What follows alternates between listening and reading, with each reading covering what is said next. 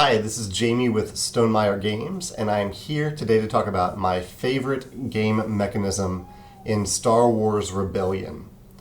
Star Wars Rebellion is a pretty new game from Fantasy Flight Games.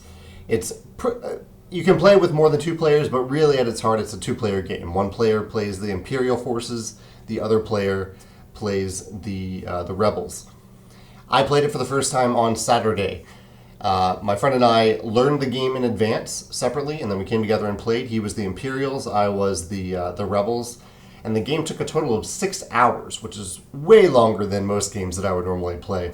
So it's a game that I probably won't get to the table very often, but man, it's quite a game. It's one of those games that just reeks with memorable moments, which I love about games.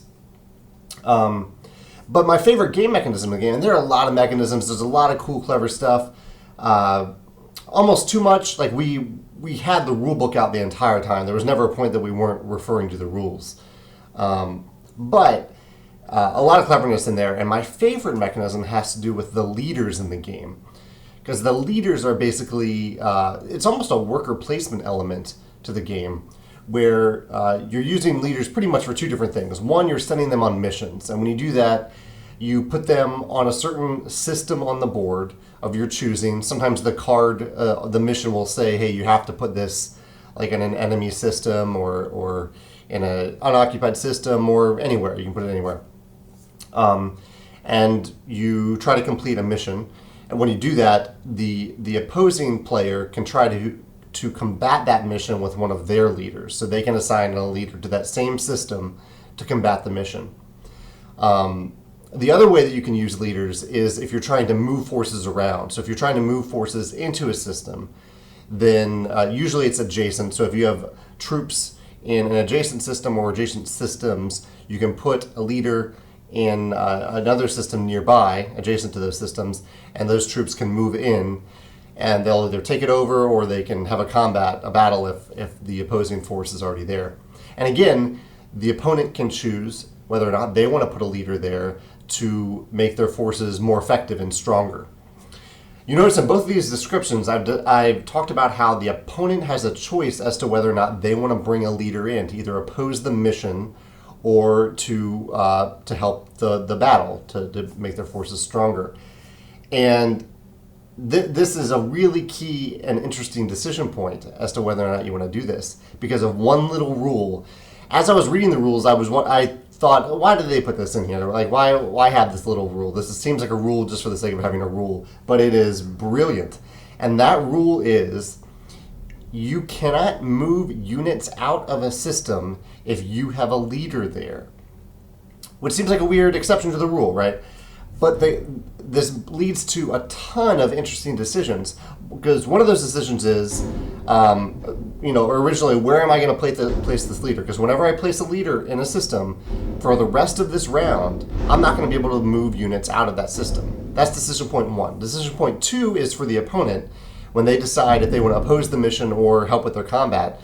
Because if they put a leader in that system, then they're also going to be trapped there. Their units will be trapped there. If they have units there, which they often do, especially on missions. And the third decision point is from the original player. When I'm making the decision to put a leader in on a mission or a combat, sometimes I might do that not really because I want to accomplish the mission or because the battle or the system is all that important to me, but simply because I want to trap the opponent in that system if they place a leader there. So I might be... It's a mind game. I might be trying to get them to move their leader in. And this definitely happened a number of times in the game where I played. My opponent, I was the rebel, so the opponent, the Imperial forces are trying to find the rebel base. And the opponent had pretty much narrowed it down to 2 spots, and he had a huge force next to those 2 spots. And so instead of me holding back and waiting for him to move into those areas, I attacked him with a smaller rebel force. I figured I could take out a few of his ships, but I figured more importantly, if he put a leader there to oppose those forces in his own system that he controlled, then on that turn he wouldn't be able to move out of that system into my rebel base. It would give me a whole nother round to operate. in the game, and my opponent fell for it. He ended up winning the game. He played much better than I did, but he fell for that one little trap because he moved a leader in. He had an available leader, and he put him in that space, and he couldn't attack me that turn.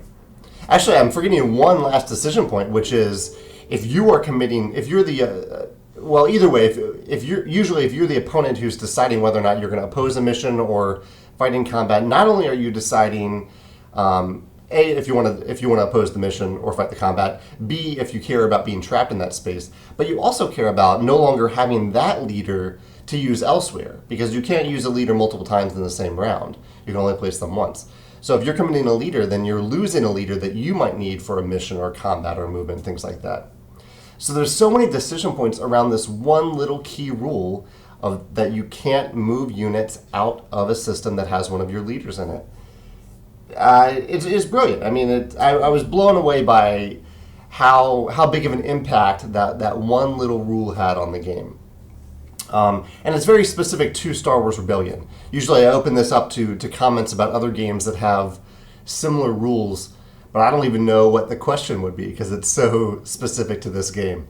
So let's just talk about Star Wars Rebellion. If you've played Star Wars Rebellion and you have a favorite game mechanism in it, I'd love to hear what it is in the comments.